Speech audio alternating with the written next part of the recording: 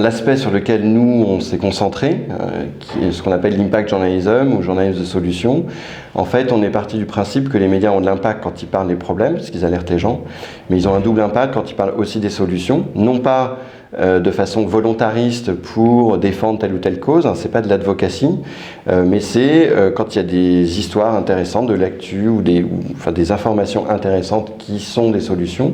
Nous, on pense que voilà, ça a la même valeur que n'importe quel sujet journalistique, si tant est qu'il est intéressant et qu'on va vérifier ses sources, etc.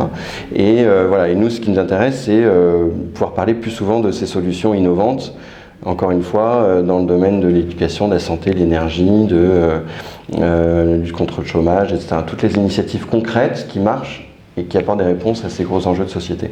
L'idée, c'est pas que les gens soient centrés là-dessus. Enfin, je crois pas dans des médias uniquement dédiés à ça. Pour moi, c'est une question d'équilibre.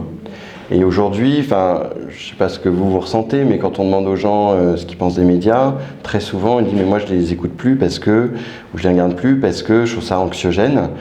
Et en fait, c'est une question d'équilibre. Et voilà, et je pense qu'il y a le monde, il est fait d'ombre et de lumière. Bien sûr, on se concentre souvent plus sur les ombres parce que ça fait plus de bruit. Il y a une phrase de Gandhi qui dit l'arbre qui tombe fait beaucoup de bruit, la forêt qui germe, on l'entend pas. Et je pense que aussi le rôle du journaliste, c'est d'aller chercher toutes ces forêts qui germent, tous ces signaux faibles, qui sont finalement souvent pas si faibles que ça, et qui viennent montrer un monde plus réel, en fait, plus proche de ce qu'est la réalité.